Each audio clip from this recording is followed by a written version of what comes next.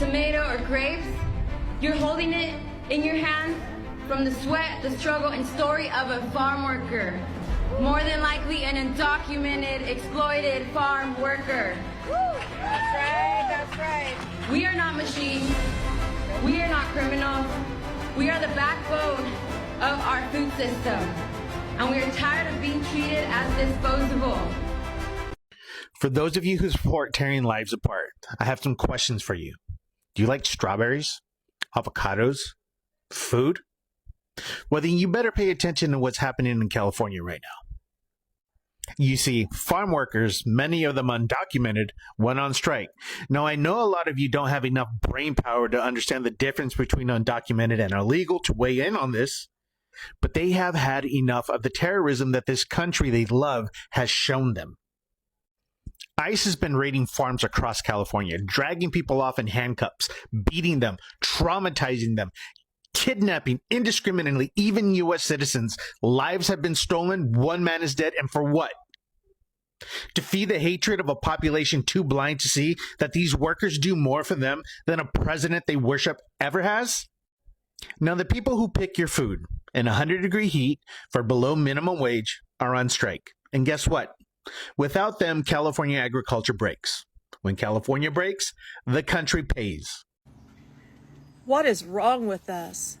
Right now, you can see live photos from Oxnard, California, where ICE is lined up by the hundreds to arrest a bunch of people that's been working in the fields 12 to 14 hours today.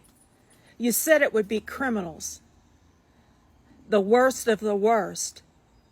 And except for one MS-13, nobody has seen jack shit out of you. California farmers are striking, and it could affect a lot more than just California. Between skyrocketing operational costs, a labor shortage, drought restrictions, and strict regulations, these farmers have been pushed to a breaking point. Many say they can't afford to plant, much less harvest. They're staging walkouts and calling for relief. But the real message is deeper. Our agriculture system is on life support right now. Most of these farms aren't tied to giant corporations. They're family-run, multi-generational operations buried in red tape and regulations. And if this strike gains traction, it won't just be California that's affected. This could lead to grocery prices spiking everywhere. Food doesn't grow in grocery stores. This strike matters. Nobody feels safe when they hear the word ICE, even the documented people. In the vast agricultural lands north of Los Angeles, California, fruits and vegetables are rotting at peak harvest time due to a sharp reduction in workforce. Farmers, field supervisors, and workers told Reuters that President Donald Trump's immigration crackdown, specifically raids by U.S. Immigration and Customs Enforcement, are frightening laborers, causing most of them to stop showing up. Some workers Reuters spoke to withheld their identities. One worker said, well, one gets up in the morning and you get up with fear because many of us can leave our house and we probably won't come back. Hi guys, welcome back to the channel. Thank you so much for clicking on this video and thank you so much for your support. So California farm workers are going on strike, and honestly, it was only a matter of time.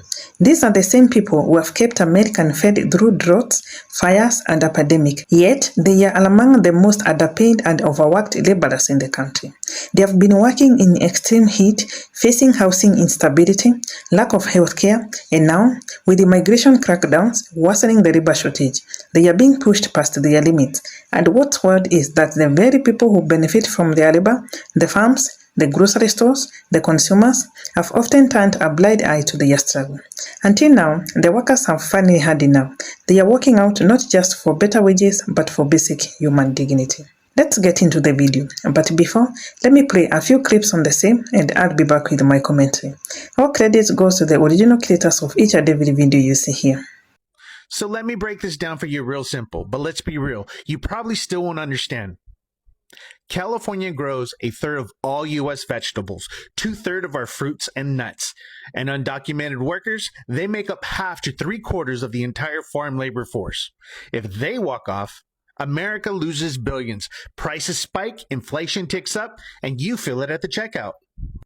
So those immigration raids, they're not just cruel, they're economically dumb. Now, you can't say they're stealing our jobs when Americans won't even apply for them. You think a U.S.-born citizen, now you know who I'm talking about, will pick lettuce in the sun for 10 hours a day with no benefits? Please, try it. I'll go ahead and wait. This has never been about border security. It's about control, about fear, and punishing the people who built this country with their hands and are never allowed to share in its rewards. So when strawberries disappear next month, when prices climb, don't blame the workers. Blame the people who'd rather deport them than pay them. Blame the politicians who cheer on ICE raids while sipping California's wine. And maybe ask yourself, who really feeds America? Because it's not the one signing deportation orders. It's the one whose names you'll never know. Bent over in the fields, working for less than a living wage. But you're out there with riot gear, submachine guns, armored vehicles, trying to arrest a bunch of farm workers who are so tired they can probably barely drag themselves home. What is wrong with us? The worst of the worst.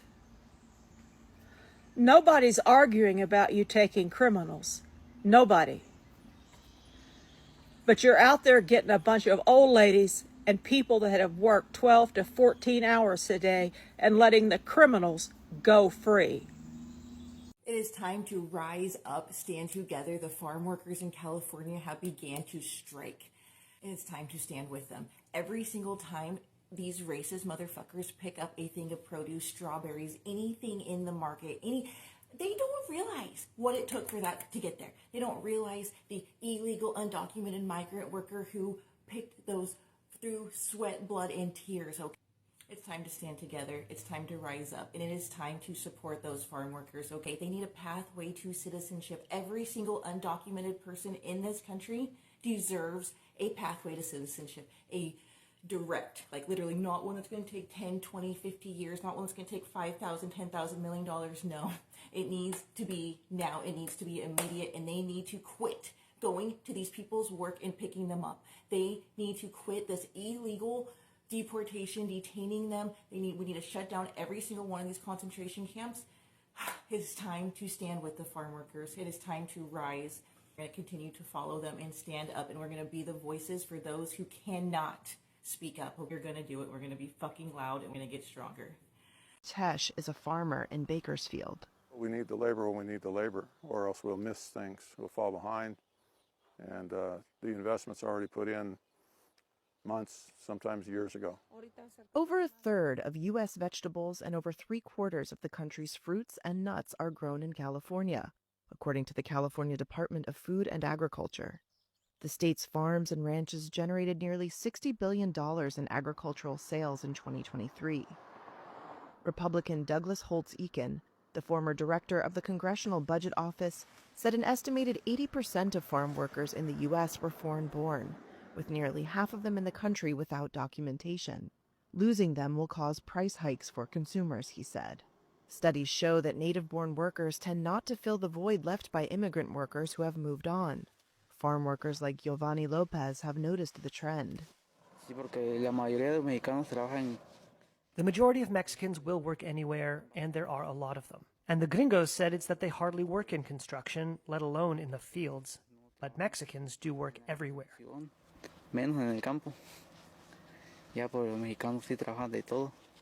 Trump conceded in a June 12th post on Truth Social that ICE raids on farm and hotel workers were, quote, taking very good long-time workers away from those sectors, with those jobs being almost impossible to replace, and adding, quote, changes are coming. This strike is hitting right when America is already grappling with the food shortages and inflation. We have already seen crops rotting in the fields because there aren't enough hands to harvest them, and now with these strikes, it's going to get even more serious. Supermarkets are likely to feel the pressure and prices might rise again. But instead of blaming the workers, let's be clear about what led us here. These are not lazy people. These are folks who have broken their backs for decades. The problem is the system. Decades of ignoring farm workers' rights, coupled with harsh immigration policies, have built up to this boiling point. Politicians wanted tighter borders and fewer immigration, and now that those workers are gone or scared, the farms are falling apart. What's more ironic is that many of these farms supported the same policies and leaders that helped create this crisis. They voted for anti-migration laws, hoping for cheap labor without accountability. Now they are dealing with the consequences.